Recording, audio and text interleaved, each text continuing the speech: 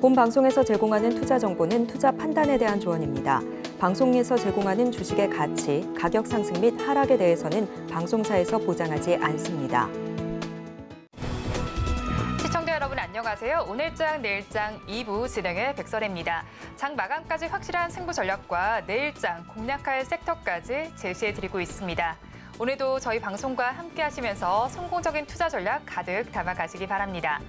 저희 방송에서 제공해드리는 정보는 투자 판단을 위한 조언일 뿐 해당 주식의 가치와 수익률을 보장하지는 않습니다. 아울러 서울경제TV와 서울경제신문은 당사의 브랜드입니다. 최근 당사를 사칭하는 피해 사례가 늘고 있으니까요. 각별히 주의를 해주시기 바랍니다. 또 저희 방송은 유튜브 라이브 스트리밍을 통해서도 진행되고 있습니다. 유튜브에서 서울경제TV라고 검색하시면 저희와 실시간으로 함께하실 수 있으니까요. 댓글도 많이 남겨주시기 바랍니다. 그러면 본격적으로 오늘장, 내일장 2부 첫 순서로 시작해 보도록 하겠습니다. 이 시각 급락하는 종목에 대해서 SOS를 하는 시간입니다. 종목 SOS 시간. 오늘은 바로자산운용의 윤정식 이사님과 함께합니다. 이사님 안녕하세요. 네, 안녕하세요. 네, 오늘 일단 급락하는 종목들 구출을 해보기 전에 오늘 오후 시장 어떻게 흘러가고 있는지 점검 좀 해주세요. 네, 사실 시장의 흐름이 좀 녹록지가 않죠. 어제도 그렇게 만만한 모습이 아니었고, 오늘 같은 경우는 좀 더 좀 하락세가 좀 깊어지는 모습인데요. 근데 코스피와 코스닥의 모습이 조금 다릅니다. 둘 다 물론 이 하락을 보여주고는 있지만, 코스피 같은 경우는 보합권에서 움직이고 있죠.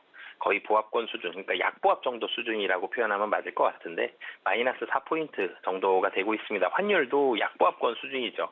환율은 거의 보합권 수준, 1321원에서 크게 변동 없는 상황입니다. 코스피와 환율 같은 경우는 변동성이 상당히 적은 모습을 보여주고 있는데 코스닥 같은 경우는 하락이 좀 깊죠. 물론 장중에 조금 더 하락을 했었습니다. 그리고 하락폭을 장 후반으로 가면서 조금씩 줄여가고 있는 모습이긴 하지만 확실하게 눈에 띄는 건 코스피보다 코스닥의 하락이 좀 더 깊다라는 부분이고요. 그 코스피보다 코스닥의 하락이 좀 더 깊은 데에는 2차 전지 관련한 종목들에 대한 하락이 오늘은 좀 작용을 하는 그런 모습입니다. 코스닥에서 에코프로 BF, 에코프로, LNF와 같은 종목들이 물론 이 세 종목들도 장 초반 대비해서는 낙폭은 좀 줄었습니다만 그럼에도 불구하고 시가총액 최상단에 있는 이 네 종목 중에서 세 종목이 좀 하락을 하고 있고요. 2차전지 관련된 이 소재 업체에 대한 하락으로 인해서 코스닥의 이 하락이 코스피보다는 조금 더 깊어지는 모습을 보여주고 있습니다. 그러면서 이 코스닥 시장 좀 더 약한 모습인데요. 또 한 가지 특징을 좀 찾아본다라면은 코스피, 코스닥 모두 이 거래대금이 좀 줄어들고 있다라는 점입니다. 최근에 거래대금이 다시 코스피 기준으로 보면 10조 원 밑으로 내려오는 날들이 좀 더 많아졌고요. 코스닥도 마찬가지죠. 코스닥은 오늘까지 5거래일 연속 10조 원 미만의 모습이 나오고 있습니다. 오늘 같은 경우는 코스닥 같은 경우는 9조 원을 넘지 못할 가능성이 매우 좀 높고요. 코스피도 9조 원 못 넘을 가능성이 현저히 좀 높아 보이는데요. 거래대금이 낮아졌다라는 얘기는 시장에서 투자자들에 대한 관심도가 좀 떨어졌다라는 얘기거든요. 거래대금이 낮을 때에는 주가가 상승하는 경우보다는 좀 하락하는 경우가 좀 많고 오늘 같은 경우도 거래대금이 좀 줄어들면서 하락폭이 깊지는 않지만 코스피 같은 경우도 그렇고 좀 더 하락하는 그런 모습들이 나오고 있습니다. 거래대금이 줄어들었다는 얘기는 제가 두 가지를 말씀을 드리겠는데 좀 전에도 거래대금이 줄어들면 하락하는 경우가 좀 더 많다라고 말씀을 드렸고 또 한 가지는 시장을 좀 관망할 때도 거래대금이 좀 줄어들죠. 근데 이 최근에 거래대금이 줄어드는 데에는 이 두 가지 이유가 모두 작용을 했다라고 보셔도 될 것 같습니다. 시장을 좀 한 발짝 떨어지고 보는 이유 같은 경우는 이 두 번째 이유, 그러니까 시장을 좀 관망하는 이유 같은 경우는 이번 주에 나오는 중요한 경제 지표가 있죠. 이 CPI와 PPI가 있습니다.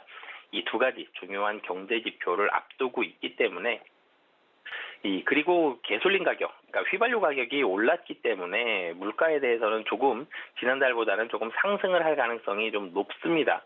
이런 부분들도 부담이 좀 된다라는 부분들. 그렇기 때문에 시장은 한 발짝 좀 떨어져서 투자자들은 시장을 한 발짝 떨어져서 좀 바라보고 있는 그런 상황이고요.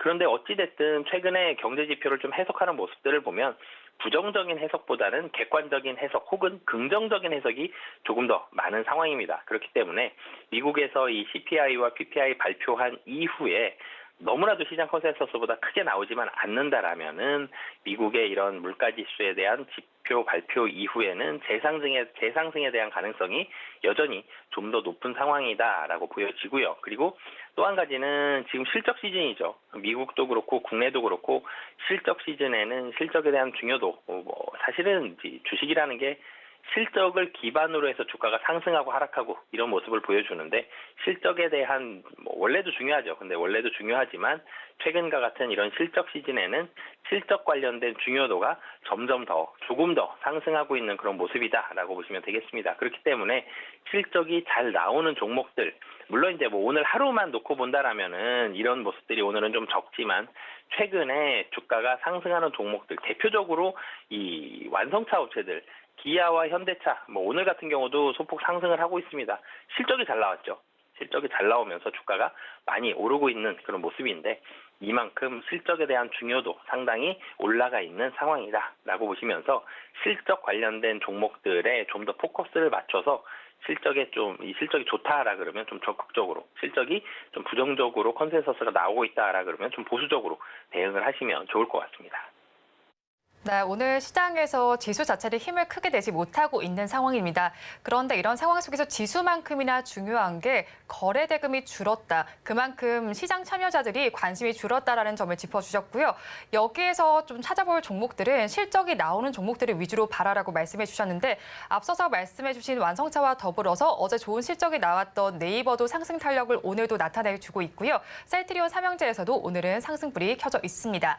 그러면 이 시각 급락하는 종목들에 대한 구조 전략을 살펴봐야 할 텐데요. 2시 30분을 기준으로 급락하는 종목들 화면을 통해서 살펴보도록 하겠습니다.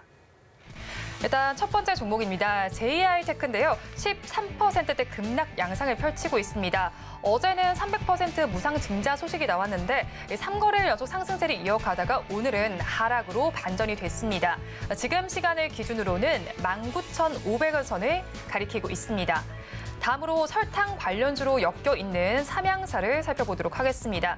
삼양사의 경우에는 함께 오름세를 보이다가 오늘은 좀 차별화된 장세가 펼쳐지고 있습니다. 11% 후반대의 하락률을 기록 중이고요. 지금 시간 기준으로 47,000원 가리키고 있습니다. 다음으로 EV 첨단 소재 살펴보겠습니다.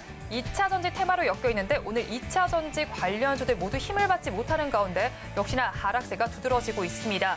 11%대 후반대의 하락률을 기록해주면서 지금 시간 기준으로 6,070원, 80원 선을 가리키고 있습니다.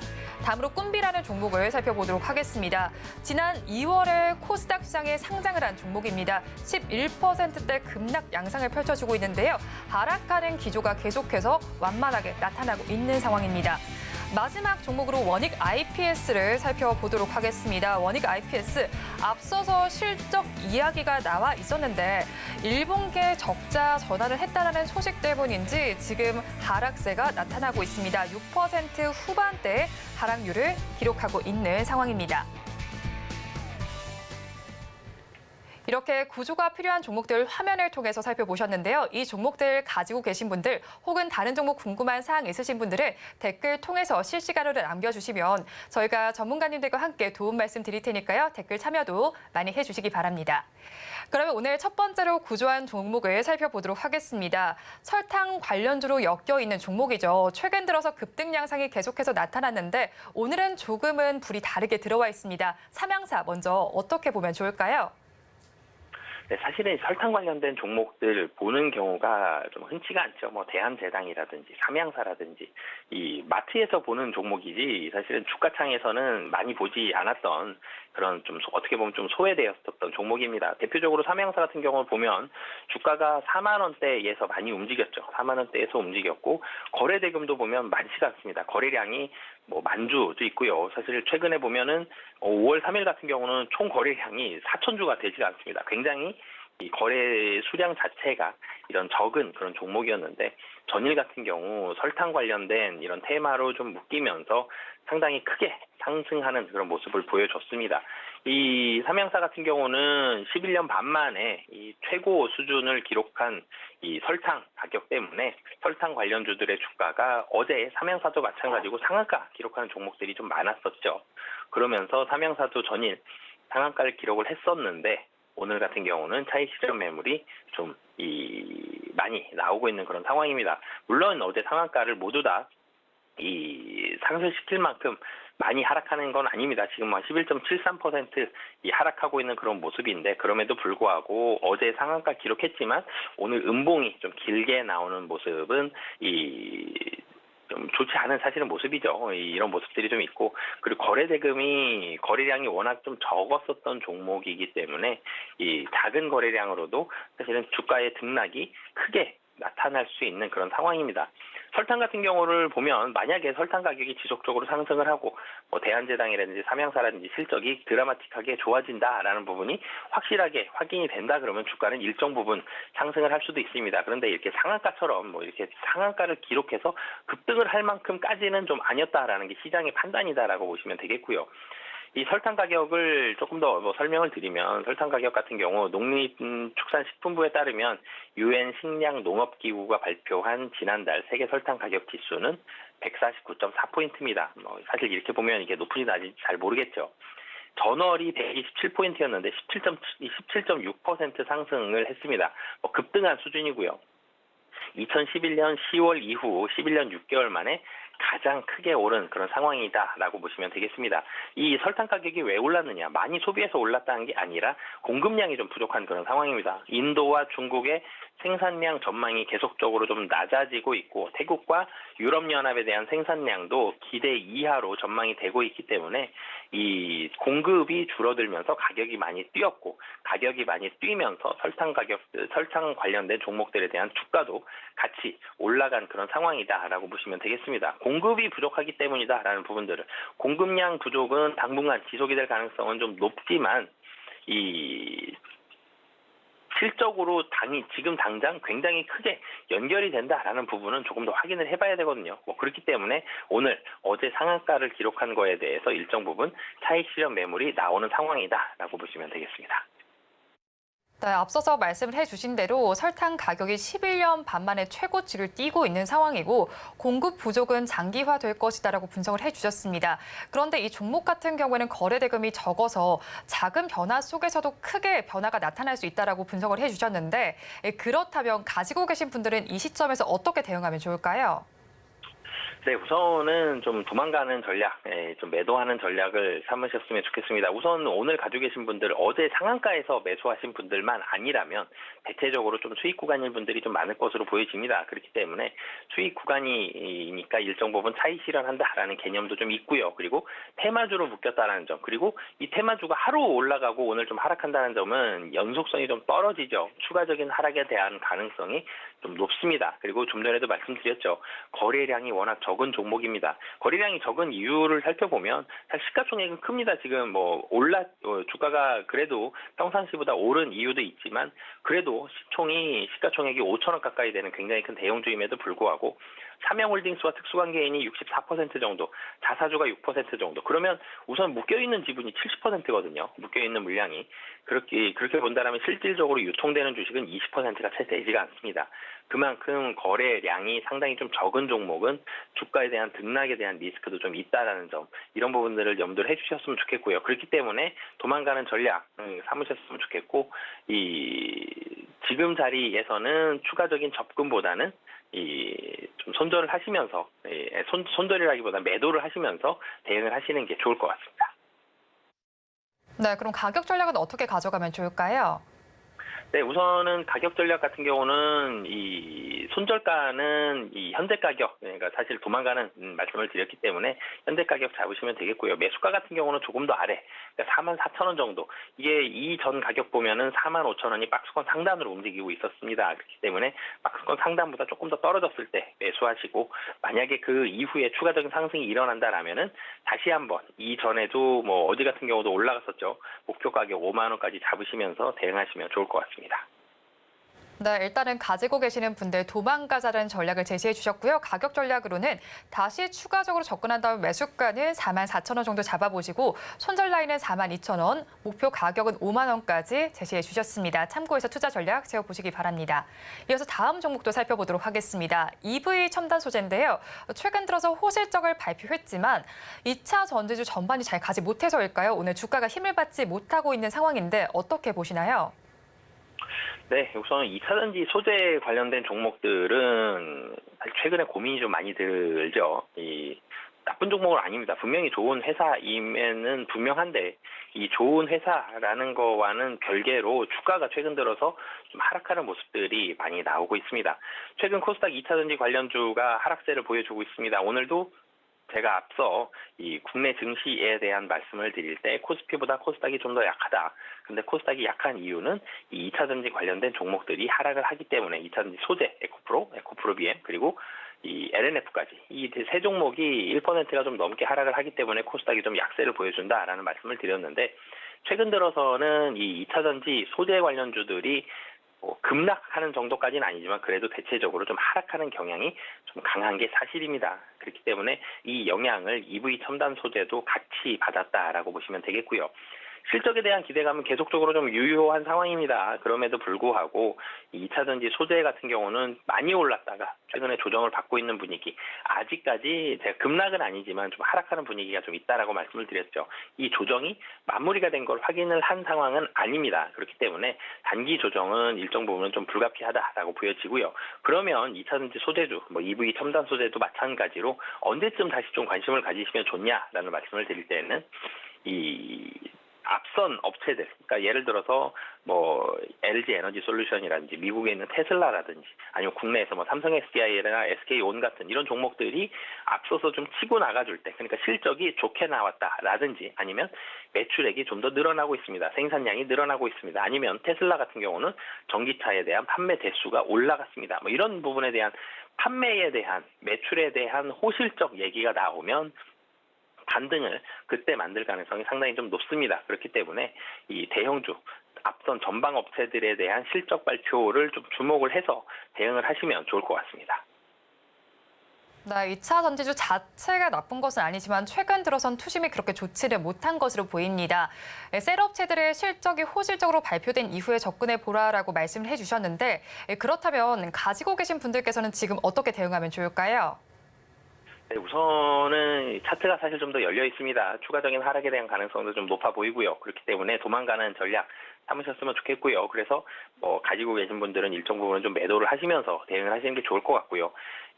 하지만 4,500원 정도, 그러니까 61선보다 조금 더 올라가 있는 게 4,500원입니다. 500원 이 정도까지 만약에 간다라면 가격적인 매력도가 많이 올라와 있는 상황이죠. 그렇기 때문에 이 매수 가격은 향후에 추가적으로 하락이 더 나올 가능성이 높다라는 전제하에 매수 가격은 4,500원, 목표 가격은 7,000원 잡고 대응하시면 좋을 것 같습니다. 네, 일단 가지고 계신 분들께서는 일단은 도망가자라는 전략을 제시해 주셨는데요. 이 가격이 4,500원 정도까지 내려간다면 매력적인 가격대니까 매수를 해보자라고 말씀해 주셨고 이때 매수를 하신다면 손절 라인은 7,000원 그리고 목표 주가는 7,000원까지 잡아보시면 좋을 것 같습니다. 이어서 마지막 종목까지 살펴보도록 하겠습니다. 반도체 업황이 또 타격을 받고 있습니다. 이렇게 되면서 원익 IPS 적자 전환했다라는 소식이 들리고 있는데 이에 맞춰서일까요? 지금 주가도 힘을 받지 못하고 있습니다. 어떻게 보고 계신가요? 사실 반도체 관련 종목들이 실적이 좋지가 않죠. 삼성전자를 비롯해서 SK 하이닉스도 마찬가지고요. 다른 반도체 종목들. 삼성전자, SK 하이닉스가 생산에 대한 속도를 조절을 했죠. 당연히 그러면 관련된 장비 업체라든지 소재 업체라든지 그런 종목들도 실적이 타격을 받을 가능성이 상당히 높습니다. 예, 그런데 이 타격이 실적으로 나타나면서 원익 IPS 같은 경우는 1분기 적자 전환하는 그런 모습을 보여줬고요. 그러면서 이 주가도 오늘 같은 경우 6.9% 상당히 좀 큰 폭으로 좀 하락하는 모습이 나오고 있습니다. 하지만 반도체를 살펴본다라면 대표적으로 삼성전자 말씀을 드리면 1분기가 흑자인데 6천억 원대 흑자가 났죠. 2분기 한 3천억 원 정도의 흑자가 날 겁니다. 사실 3천억도 큰 돈이지만 삼성전자를 봤을 때 영업이익이 한 분기에 3천억이다. 굉장히 조금 나는 거거든요. 그런데 그럼에도 불구하고 삼성전자 주가가 실적에 큰 영향을 받지를 않고 있죠. 그 이유는 하반기를 기대하고 있기 때문입니다. 하반기 3분기부터 재고 조정 어느 정도 일어나고 하반기에는 가격에 대한 반등이 나올 가능성이 높다. 실적이 반등할 가능성이 높다. 이런 부분을 좀 더 포커스를 맞추고 주목을 하고 있는 상황인 거거든요. 마찬가지로 반도체 장비주들도 마찬가지입니다. 하반기에 대한 가능성, 23년도 지금 상반기가 매출과 업황의 바닥일 가능성이 상당히 좀 높은 상황입니다. 그렇게 본다라면은 하반기에는 기대감이 충분히 좀 유효한 상황이고, 그런 반등 시점은 언제가 될 것이냐? 앞선 업체들, 제가 좀 전에 그 EV 첨단 소재 때도 말씀을 드렸는데, 전방 업체들이 먼저 주가에 대해서 반등을 하든지, 아니면 실적에 대한 매출에 대한 뭐 이런 부분들이 잘 나온다라든지 이런 부분들에 대한 뉴스가 나왔을 때 주가가 상승할 가능성이 상당히 좀 높다라는 부분들 봤을 때, 이 원익 IPS 같은 경우도 삼성전자에 대한 주가 반등 혹은 실적에 대한 반등을 가시적으로 좀 확인하는 시점에 원익 IPS도 동반 상승할 가능성이 높다라고 보시면 되겠습니다. 네, 그럼 반도체 업황이 턴어라운드 될 때 함께 보자라고 말씀을 해주셨는데, 그럼 지금 가지고 계신 분들께서는 어떻게 대응하면 좋을까요? 오늘 차트만 보면 좀 무섭습니다. 7% 가까운 깊은 하락이 좀 나타나고 있는데 차트도 좀 열려 있죠. 그럼에도 불구하고 하반기에는 충분히 기대해 볼 만하다라는 점, 그리고 이 2만 한 5천원, 2만 7천원, 8천원 정도에는 매물이 상당히 좀 많이 쌓여져 있습니다. 그래서 이 가격대에서는 추가적인 급락이 나올 가능성은 좀 낮아 보이기 때문에 우선은 하반기를 봤을 때 좀 버티시는 전략 말씀을 드리겠고요. 그렇게 본다라면 매수 가격은 현재 가격, 손절 가격은 25,000원, 그리고 목표 가격은 정고점 부근이죠. 35,000원 말씀드리도록 하겠습니다. 일단은 원익 IPS와 관련해서 매수할 가격은 현재가 정도에도 들어가 보시면 좋을 것 같다라고 말씀을 해주셨고요. 현재가에 들어간다면 목표 주가는 35,000원, 그리고 손절 라인이 25,000원으로 제시를 해주셨습니다. 그러면 이런 가운데 반도체 관련된 업황이 언제쯤 턴어라운드 될 수 있을지 한번 예측해 보신다면요. 네, 이 반도체 같은 경우는 사실 업황은 2분기에도 좋지가 않습니다. 2분기 실적도 여전히 좋지 않을 거고요. 삼성전자, SK 하이닉스 2분기 반도체에 대한 부분들은 적자는 줄어들 겁니다. 왜냐하면 1분기에 대규모 적자가 발생할 때 2분기에 대한 재고 평가 손실도 상당히 많이 1분기로 가져오면서 적자 폭을 더 키웠거든요. 1분기에. 그러니까 2분기가 더 좋아져서 적자가 줄어든 게 아니라 1분기에 재고 평가손을 많이 잡았기 때문에 2분기에 적자가 좀 줄어드는 상황입니다. 반도체 업황은 1분기와 마찬가지로 2분기도 좋지 않을 거고요. 하지만 3분기를 봤을 때 3분기부터는 조금씩 나아지는 상황이다라고 보시면 되겠고요. 3분기부터 반도체 가격에 대한 부분들, 반도체 판매에 대한 부분들, 이런 부분들이 좋아지는 게 데이터상으로 조금씩 나아지는 게 확인이 될 거고요. 확실히 좋아지는 건 하반기에 확실히 좀 좋아질 가능성이 높습니다. 그렇게 봤을 때에는 3분기에는 주가의 반등이 나올 가능성이 좀 높고, 실질적인 업황의 반등은 4분기에 나올 가능성이 높은 상황이다라고 보시면 되겠습니다. 네, 반도체와 관련해서 실질적인 업황 반등 4분기에 지켜보시면 좋겠습니다. 지금까지 바로자산운용 윤정식 이사님과 함께했습니다. 오늘 말씀도 고맙습니다. 네, 감사합니다.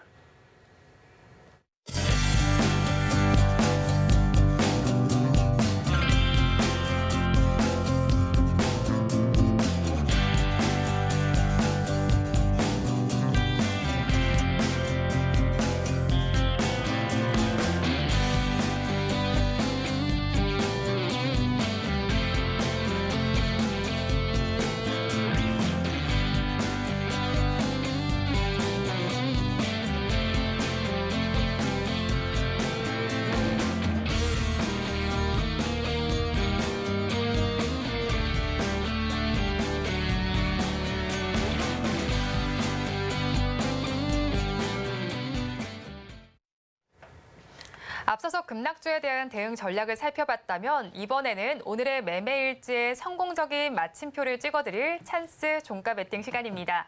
오늘은 이스토리의 유창희 본부장님 나와 계십니다. 본부장님 안녕하세요. 안녕하십니까.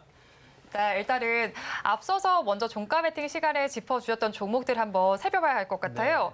네. 먼저 지난 5월 1일에 공략을 해주셨죠. 네. 삼보모터스부터 좀 볼게요. 배터리랑도 좀 엮여 있는 종목이죠. 네. 삼보모터스는 그렇게 뭐 많이 오르진 못했습니다. 전체적으로 주가가 행보세를 좀 보여줬다 생각을 좀 하고 있고요.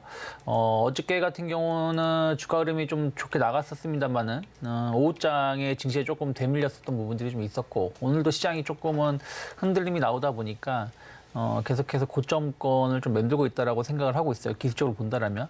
하지만 오늘, 어제 계속 최근 일주일 흐름을 보시면 자동차 관련된 종목군들이 계속해서 그 안에서 순환매가 발생하고 있습니다. 뭐 일부 종목군들 같은 경우는 예를 들어서 어저께 서현 이화는 상한가 시작을 했다가 거의 뭐 보합 마감했지만 오늘 다시 한 11% 정도 상승하고 있고요. 뭐 성우 하이텍 또한 3% 이상 상승하고 있고요. 현대차, 기아에 대한 어떤 관심도는 계속해서 높아지고 있기 때문에 전기차 부품이라든지 전통 자동차 부품주들 계속해서 시장에서 주목받을 수 있다 생각을 좀 하고 있습니다. 그러면 지난주에 말씀드린 것처럼 아직까지도 지금 박스권 상단을 돌파를 좀 시도하고 있고 시장이 조금 흔들림이 나온다고 하더라도 자동차 관련된 섹터에 대한 어떤 매수세는 꾸준할 수 있다고 생각하고 있기 때문에 지금도 저는 분할 매수할 수 있는 좋은 가격대에 있다라고 보고 있습니다. 네, 삼보모터스 지금 시간 기준으로는 약간은 조금 아쉬운 흐름을 보이지만 앞으로 좀 장기적으로 보시면 좋겠다라고 짚어주셨고요. 이어서 다음 종목도 좀 보도록 할게요. 이 종목은 좀 분위기가 다르네요. 4월 18일, 지난달 18일에 공략을 해주셨는데 태경산업은 지금 수익률이 좋은 것 같습니다. 네, 뭐 태경산업 같은 경우도 지난번에 이제 그 말씀드렸을 때 그리고 나서 이제 주가가 이틀 급등을 보여주고 약간의 조정이 나왔었고요.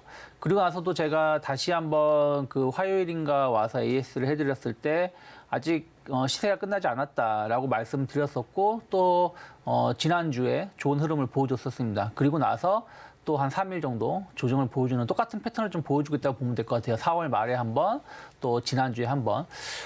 태경산업은 계속해서 시장에 주목받고 있는 이유가 어쨌든 최근 한 2주 동안 시장에서 이슈가 됐었던 게 이제 히토류 관련해가지고 중국이 히토류를 규제하겠다. 그러다 보니까 페라이트 관련된 종목군들이 대거 급등세를 보여줬었습니다. 근데 그 태경산업은 페라이트하고는 관계는 없습니다만은 그 희귀금속, 어찌되었든 2차 전지라든지 배터리 쪽에 대해서 희귀금속 망간이라든지 이런 부분들을 그 태경산업이 거의 독보적으로, 그러니까 우리나라에서 망간을 취급하는 회사가 이 태경산업 말고는 거의 없다라고 보시면 되실 것 같아요. 그런 부분들이 계속 주목을 받지 않나 생각을 좀 하고 있습니다. 다만 이제 오늘도 그렇고 최근 들어서 계속 2차 전지 관련된 종목들이 좀 조정이 나오다 보니까 이쪽의 섹터가 좀 크게 조정이 나올 때는 같이 좀 흔들리는 모습이 동반해서 나와주는 부분들이 좀 있어요. 그래서 저는 2차 전지 쪽에 대한 어떤 기대감들, 특히 망간에 대한 어떤 희귀 금속, 희귀 강물에 대한 어떤 기대감들은 계속해서 나올 수 있기 때문에 저는 아직까지도 추세는 완전히 이탈하지 않았다라고 보고 있습니다. 그래서 말씀드린 것처럼 8,000원 초반, 뭐 지금도 8,600원이기 때문에 약간의 현재 가격부터 약간 8,000원 초반까지는 다시 한번 좀 공략해 볼 수 있는 또 위치가 오고 있지 않나. 다만 이번에는 V자로 치고 나가기보다는 지난번에도 한 3일 정도, 3, 4일 정도 행보를 해주고 주가가 움직였기 때문에 이러한 그 지난 4월 말과 같은 약간 지지력을 좀 확인하는 모습이 나와준다라면 다시 한번 또 공략을 해볼 수 있는 위치가 될 수 있지 않을까 판단하고 있습니다. 네, 태경산업은 2차 전지와 관련해서 망간과 관련된 종목인데 8,000원 초반대에는 한번 접근해봐도 좋겠다라고 제시를 해주셨습니다. 그러면 일단은 우리 시작 오늘 한 14분 정도 남은 시간입니다. 이런 시간 속에서 그래도 마지막으로 공략해볼 만한 종가 베팅 종목 한번 키워드 힌트부터 좀 살펴보도록 할 텐데요. 키워드 힌트. K-뷰티입니다. K-뷰티 최근 들어서는 좀 관심이 쏠리고 있는 것으로 보이고 있는데 네. 어떻게 좀 보고 계세요? 뭐 미용 의료기기 쪽은 작년부터 계속 좋은 주가 흐름을 보여줬다라고 생각을 좀 하고 있습니다. 임플란트를 필두로 해서 관련된 기업들은 꾸준하게 우상향 기조를 이어왔고 그 이유 중에 하나는 결국에는 코로나가 발생했음에도 불구하고 수출이 유일하게 안 줄은 이 산업군이 그 임플란트 그리고 미용 의료기기 쪽이거든요. 특히 또 리오프닝이 진행이 되면서 관련된 수요는 더 늘어나고 있다는 것이죠. 그래서 오늘도 보면은 원택이라는 회사가 14% 정도 시장이 별로 썩 좋지 않음에도 불구하고 급등을 보여주면서 지금 신고가 행진을 보여주고 있거든요. 최근 들어서 루트노닉 같은 경우는 어저께 약간 약간 아쉬운 실적을 발표하면서 뭐 어제 오늘 약간 조정이 나오고 있지만 아직은 추세는 살아있다 생각을 좀 하고 있습니다. 그래서 약간 중국에 대한 어떤 경계감도 있겠습니다만 꼭 중국에만 수출하는 건 아니고 전 세계에 우리나라의 미용 의료기기 제품이 수출되고 있기 때문에 관련된 산업에 대해서는 저는 계속해서 연말 뭐 내년까지도 관심 있게 볼 수 있지 않을까 판단하고 있습니다. 네, K뷰티와 관련해서 뭐 임플란트, 미용 의료기기 제시를 해주셨는데 그럼 오늘 종가 베팅 종목이 있는 섹터는 어느 쪽일까요?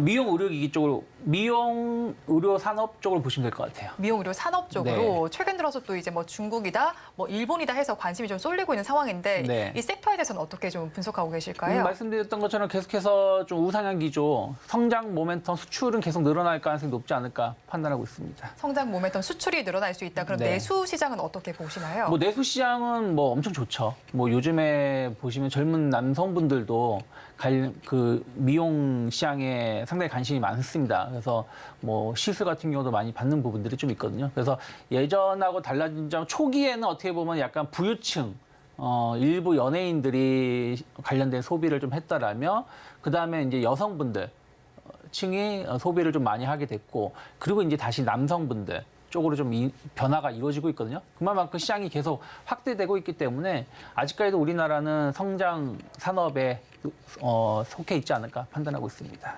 그렇죠. 뭐 미용 의료기기 쪽은 아무래도 뭐 탈마스크 리오프닝과도 관련이 네. 있겠죠. 그렇죠. 아무래도 뭐 특히 이제 뭐 마스크를 안 쓰게 된다라면 조금 더 피부에 관심을 좀 많이 가져질 수밖에 없는 것이고 또 이 시장이 계속해서 성장할 수밖에 없는 게 보통 한번 뭐라 그럴까요? 시술이라 그럴까요? 서비스라 시술을 한번 그럴까요? 받고 나면 또 재시술이 필요하죠. 한 번 네. 받고 끝나는 경우가 아니에요. 대부분 뭐 10회건, 뭐 5회건 이상을 끊고 또 그것이 끝나고 나면 또 계속 이어가는 부분, 정기적으로 관리를 받아야 되는 부분들이 좀 있어서 관련된 시장은 뭐 저는 아직까지도 무궁무진하지 않을까 판단하고 있습니다. 그러면 미용 의료기기 섹터 안에서도 많은 종목들이 포진을 하고 있는데 오늘 가지고 오신 종목은 어떤 종목일까요? 네, 오늘 저는 그 슈메딕스를 좀 가지고 나왔습니다. 슈메딕스는 이제 여러 그 미용 관련된 사업을 좀 하고 있는데 일단은 그 필러 관련된 사업을 좀 진행을 좀 하고 있고요. 또 톡신도 사업을 좀 하고 있습니다. 특히 이제 톡신이라든지 필러 이런 부분들은 좀 경쟁 업체들이 좀 있지 않습니까? 근데 그와 관련해서 기술력이 좀 뛰어나다는 부분들. 우리가 히알루론산이라고 하죠. 광고 보시면 약간 이렇게 좀 끈적끈적 피부 이렇게 그렇죠. 만져 그 모델 분이 하면서 좀 탱탱하게 해주는 그런 광고를 보신 적이 많이 있으실 텐데 이 제품을 이 휴메딕스가 상당히 그 기술력이라든지 특허권을 상당히 많이 가지고 있습니다. 그래서 관련된 화장품도 판매를 좀 하고 있고요. 그래서 이런 부분들이 미용 시장에 꼭 병원을 가지 않더라도 피부과를 가지 않더라도 일반인들이 접할 수 있는 제품들이 많이 있다라고 보고 있고 또 하나는 저만제 시장입니다. 뭐 안약이라고 하죠. 쉽게 인공눈물 인공눈물 같은 거죠? 거 이런 것인데 어찌됐든 이제 안경을 쓰시던 분들이 이제 마스크가 해제가 되면서 렌즈 착용이 좀 많아지실 거예요. 그렇게 되면 또 이런 인공눈물이라든지 저만제 수요는 또 높아질 수밖에 없지 않을까 판단을 좀 하고 있습니다. 근데 히알루론산을 바탕으로 해서 제품을 좀 만들었는데 이게 초반에는 약간 이게 뭐랄까요? 이게 끈적거림이 좀 있다 보니까 번짐이라 그럴까요? 눈에 혼탁해지는 부분들이 좀 있는데 이 부분을 이제 상당히 좋은 기술력으로 잡아냈습니다. 그러면서 보습 효과라든지 이런 효과는 더 늘려주는 부분들. 그래서 이 부분에 대해서 지금 슈메딕스가 상당히 시장에서 좀 주목을 좀 받고 있습니다. 그래서 그런 부분들 관련해서도 사업이 좀 고속 성장할 수 있지 않을까 판단하고 있고요. 뭐 필러 같은 경우는 중국이라든지 브라질, 뭐 중남미 쪽에서의 어떤 수요는 계속해서 늘어나고 있는 부분들이 좀 있기 때문에 안정적인 매출 성장세 꾸준하게 기대해 볼 수 있는 좋은 기업이 아닐까 판단하고 있습니다. 네, 거기에 대해서 최근에 또 선크림도 출시했다는 소식이 들어와 있죠. 네, 뭐 제 선크림까지는 잘 모르겠는데 네. 어쨌든 미용 화장품 관련해서는 그러니까 말씀드린 것처럼 어떤 회사는 대부분 미용 의료기기에 집중되어 있는 회사가 있고 또 어떤 회사는 뭐 기능성 화장품이라든지 뭐 이런 쪽에도 집중되어 있는 회사가 있는데 휴메딕스 같은 경우는 그 전체를 좀 아우르고 있는 부분들이 좀 있어서 관련된 제품군들은 뭐 그 계절적 시즌에 맞춰가지고 좀 시장에 좀 침투할 수 있는 부분들이 많이 있지 않을까 판단하고 있습니다. 네, 휴메딕스에 대해서 미용 의료기기 측에서 뭐 기술력도 좋다, 뭐 좋다라는 말씀 많이 해주셨는데 네. 그러면 가격 전략은 저희가 어떻게 가져가면 좋을까요? 네, 지금 보시면 계속해서 박스권 상단, 그러니까 작년 12월 달부터 3월 달까지 형성되어서 27,000원대를 돌파를 좀 시도하고 있습니다. 이번에 돌파가 이루어진다라면 새로운 상승 추세로 전환이 되는 것이라고 보시면 되실 것 같아요. 쉽게 말한다라면 꼭 그렇게 움직인다 말씀드릴 수는 없겠습니다만은 지난 8월, 9월 달 좀 고점을 형성하고 나서 좀 조정이 나오고 나서 12월 달에 돌파했을 때 한 22,000원대에서 3만 원 언저리까지 주가가 올라왔던 것처럼 지금 그러한 모습의 패턴을 좀 움직여주고 있다라면 현재가 기준을 봤을 때 한 35,000원 정도까지의 어떤 추가적인 상승은 충분히 기대해 볼 수 있지 않을까 좀 판단을 좀 하고 있고요. 그리고 아직까지 이제 박스권 상단을 완벽히 돌파한 건 아니고 시장 자체가 조금 불확실한 부분들도 좀 있습니다. 그래서 그런 부분들을 감안한다라면 25,500원 어쨌든 최근 한 3주 가까이 박스권을 그려졌던 하단이 25,500원, 26,000원짜리입니다. 그래서 이 자리가 크게 이탈하지 않는다라면 저는 분할 해석 관점으로 좀 모아 가신다라면 한 5월 달이나 빠르면 5월 한 중순 이후부터 혹은 늦어도 한 6월 달부터는 좋은 시세 좀 기대해 볼 수 있지 않을까 판단하고 있습니다.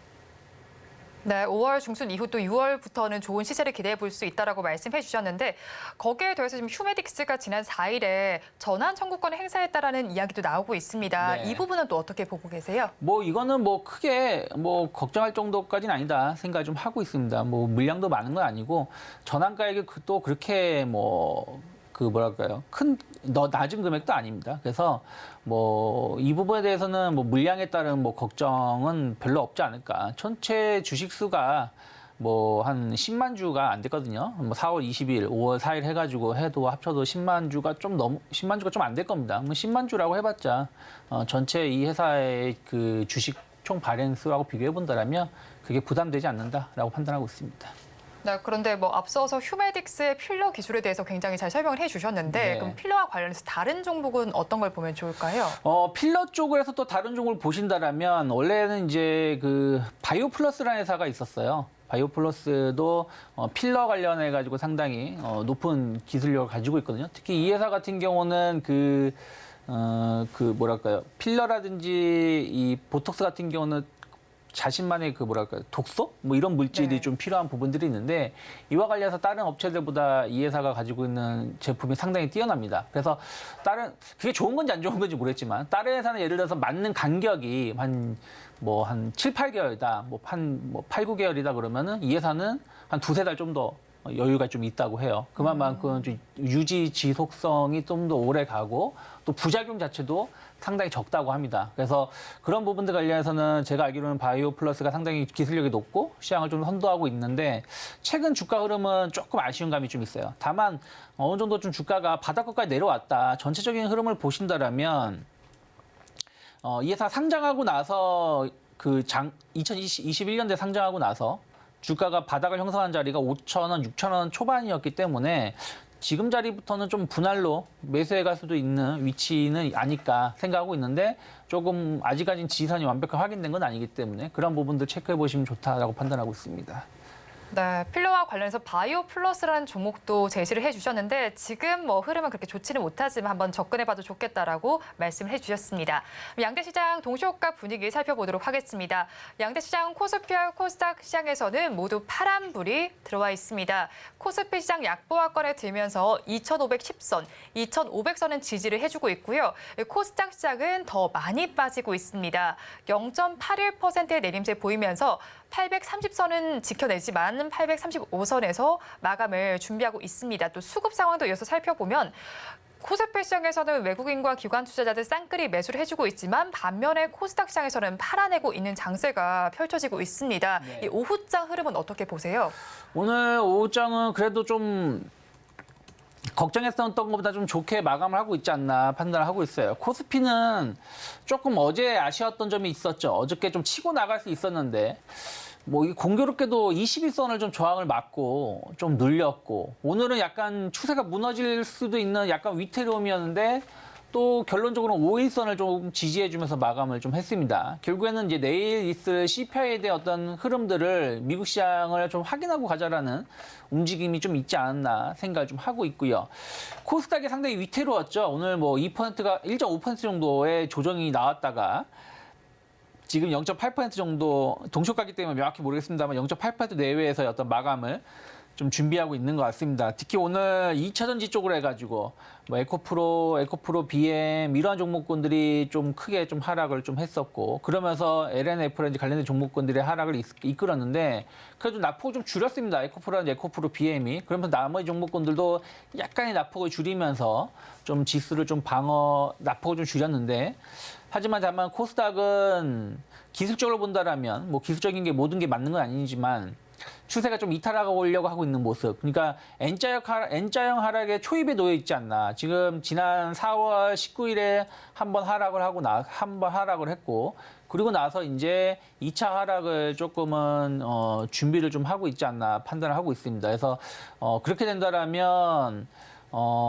시장이 엄청 좋지 않는 한 그 5월 말까지 최악의 경우는 한 750포인트 언저리까지도 조정 가능성이 좀 열려 있기 때문에 당분간 코스닥 관련된 종목군들, 특히 2차전지 관련된 종목군들은 상당히 조심스럽게 볼 수 있는 신호가 이번 주에 나왔다. 그러니까 나오고 있다. 무슨 말이냐면 에코프로라든지 이게 차트를 보신다면 지금 쌍봉의 형태를 좀 그리고 있습니다. 그리고 에코프로 BM은 아예 그냥 외봉의 형태로 좀 흘러내리고 있는 부분들이고 지난번 저점을 좀 이탈하려고 하고 있는 부분들이 좀 있기 때문에 그런 쪽에서 어떤 추가적인 매물이 나온다라면 주가지수의 코스닥 기준으로 추가적인 하락은 어쩔 수 없지 않을까 판단하고 있습니다. 네, 이렇게 오늘 우리 시장 그렇게 좋지를 못한 상황입니다. 양대 시장에서 파란불이 켜져 있는 상황인데 이 상태로 거의 마감을 할 것으로 보이고 있습니다. 특히나 코스닥 시장의 낙폭이 큰 이유는 시총 1, 2위에 위치하고 있는 상위에 위치하고 있는 에코프로와 에코프로 BM에서 굉장히 큰 하락세가 나타났다라는 점인데요. 2차 전지 관련해서 뭐 셀업체 그리고 소재 업체까지 하락률이 깊은 상황입니다. 그런데 이런 상황 속에서 페라이트 관련주들은 어제는 하한가를 찍어내더니 오늘 장에서는 반등하는 모양새가 나타나고 있습니다. 이렇게 한번 접근해 보시면 좋겠습니다. 마감 동시효과 구간 함께 하셨습니다.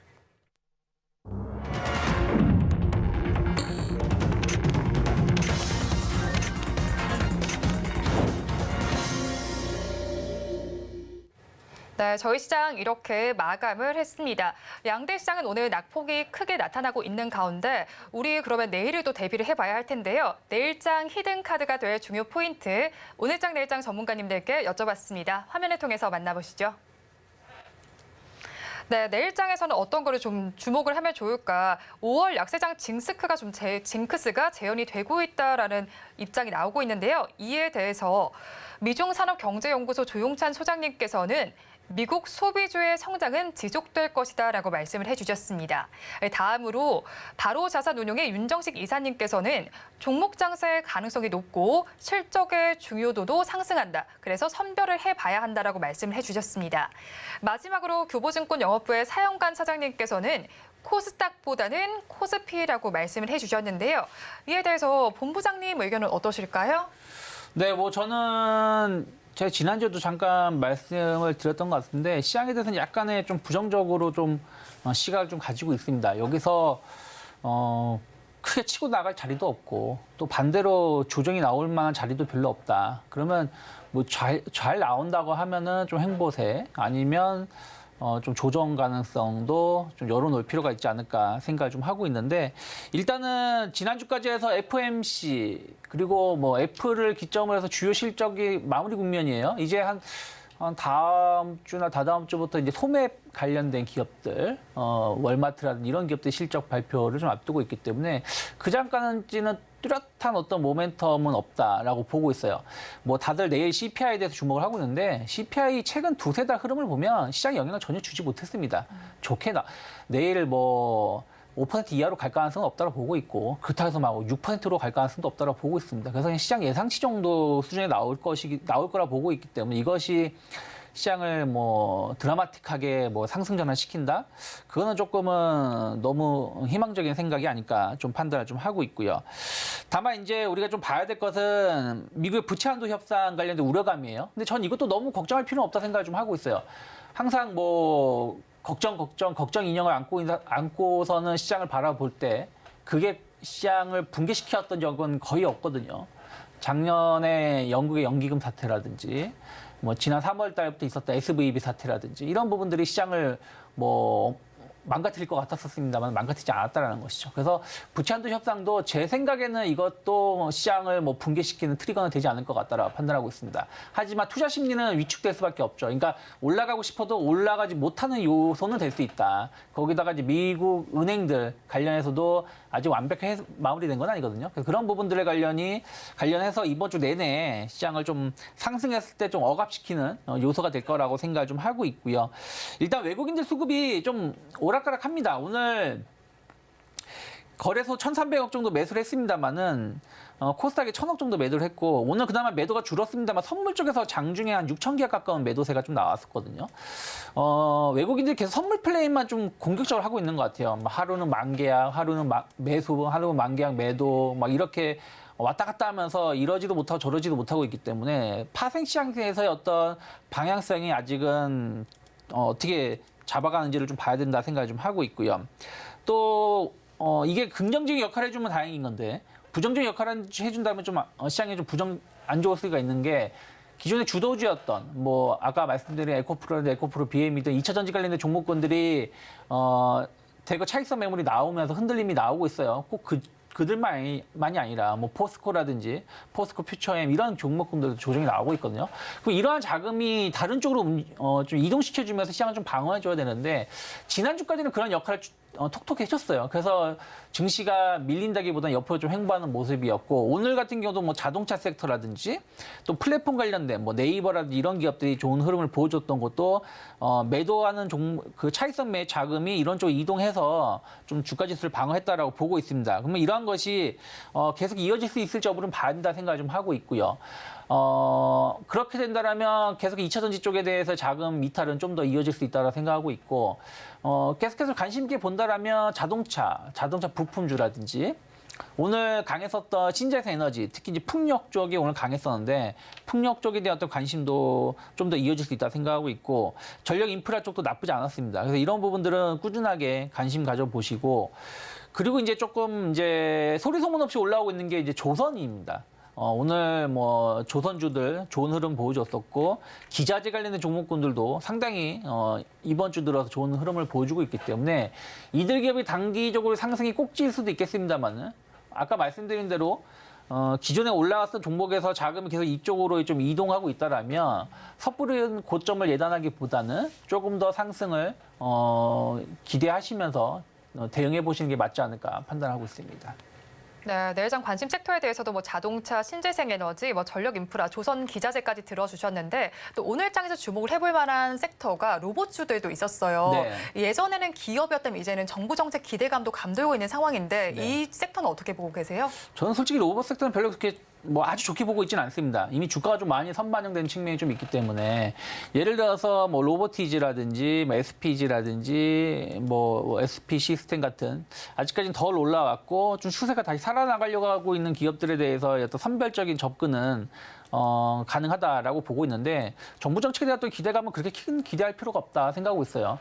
정부 정책이 어떤 회사를 육성하는 것이 아니라 지금 규제, 그러니까 샌드박스 규제라고 해가지고 예를 들어서 로봇이 배달을 하려면은 인도를 다녀야 되는데 기존에 인도를 다니지 못했거든요. 이런 부분들에 대해서 규제를 완화해주는 부분들인 것이죠. 그래서 그런 거에 대한 이제는 규제가 완화된 부분들이 이제 산업으로 어떻게 발전될지 봐야 되는데 그 산업 자체가 뭐 오늘 국회에서 뚝딱 통과된다고 해서 내일 당장 제품이 나오고 이것이 길거리에서 막 무인 배달하고 있는 건 아니거든요. 그래서 그 시간차가 존재하기 때문에 그런 이슈로 올라온다라면 그동안 좀 손실을 많이 보고 있는 종목군들에 대해서는 매도하는 기회로 봐야 되지 않을까 판단하고 있습니다. 네, 로봇주와 관련해서 이슈가 나와는 있습니다. 그런데 일단 실현이 바로 되지는 않는 만큼 시간차가 있습니다. 그런 만큼 실현이 되었을 때 한번 접근을 해보시는 것도 좋을 것 같습니다. 지금까지 이스토리의 유창희 본부장님과 함께했습니다. 오늘 말씀 고맙습니다. 고맙습니다. 오늘장 내일장 2부도 마칠 시간이 됐습니다. 오늘도 저희 방송과 함께 하시면서 성공적인 투자 전략 가득 담아가시면 좋겠습니다.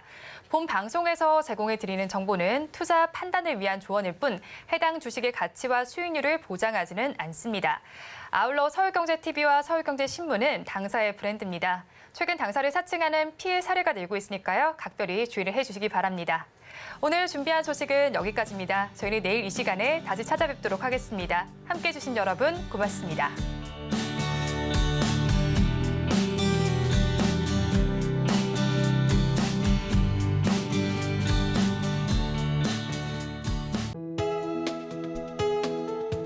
본 방송에서 제공하는 투자 정보는 투자 판단에 대한 조언입니다. 방송에서 제공하는 주식의 가치, 가격 상승 및 하락에 대해서는 방송사에서 보장하지 않습니다.